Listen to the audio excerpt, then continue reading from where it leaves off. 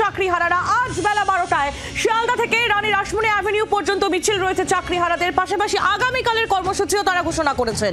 বেলা 12টায় আগামীকালও করুণাময়ী থেকে এসএসসি ভবন পর্যন্ত মিছিল রয়েছে। পাশাপাশি আজই লাগাতার অনশনেও বসছেন চাকরিহারারা।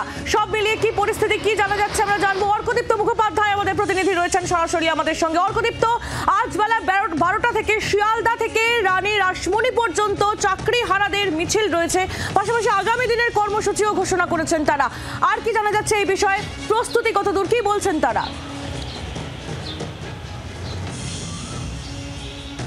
চূড়ান্ত আন্দোলনের পথে হাঁটছেন চাকরিহারারা। 2016 ব্যাচের যারা চাকরিহারা, সেই 26,000 চাকরি চলে গিয়েছে আমরা জানি, এবং তারা গতকাল থেকেই আমরা দেখেছি কলকাতা সহ বিভিন্ন জেলাতে বিক্ষোভ করেছেন, মিছিল করেছেন, এবং সেই একই রাস্তায় কিন্তু আজকেও তারা হাঁটছেন, আগামীকালও তারা হাঁটবেন।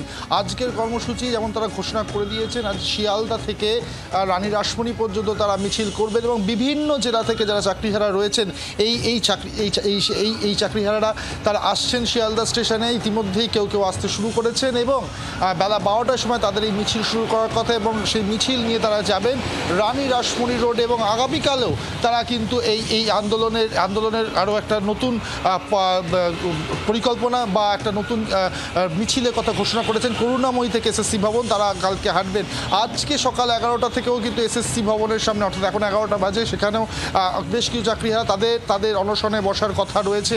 ফলে সব মিলিয়ে এই চাকরিহারা যারা রয়েছেন তারা একটা সর্বগ্রাহী একটা আন্দোলনের পথে হাঁটছেন, চূড়ান্ত বিক্ষোভের পথে হাঁটছেন, এবং তারা এই বিক্ষোভ যে কারণে করছেন খুব স্বাভাবিকভাবেই যে তাদের চাকরি ফিরে দিতে হবে। তাদের কেউ দাবি করছেন মিরর ইমেজ রয়েছে সেটা প্রকাশ করা হোক, বা ওএমআর শিট সরাসরি সেটা প্রকাশ করা হোক, তাহলেই যোগ্য অযোগ্য সেটা পরিষ্কার হয়ে যাবে, কারা যোগ্য কারা অযোগ্য। একাধিক দাবি তারা রয়েছেন। কেউ আবার এটাও দাবি করেছেন একদম ক্যাবিনেট বসে আলোচনা করে তারপরে যেন এটা যোগ্য অযোগ্য লিস্ট বাছাই করা হয়। ফলে তাদের দাবি একটাই যে তাদের যেন যে চাকরি যেটা এতদিন ধরে তারা করছেন সেটা ফিরিয়ে দেওয়া হয়, এবং যারা অযোগ্য তাদেরকে আইডেন্টিফাই করে তাদেরকে সরিয়ে দেওয়া হয়। সুতরাং এই দাবি নিয়েই তারা গতকালও বিক্ষোভ করেছেন, মিছিল করেছেন বিভিন্ন জায়গায়।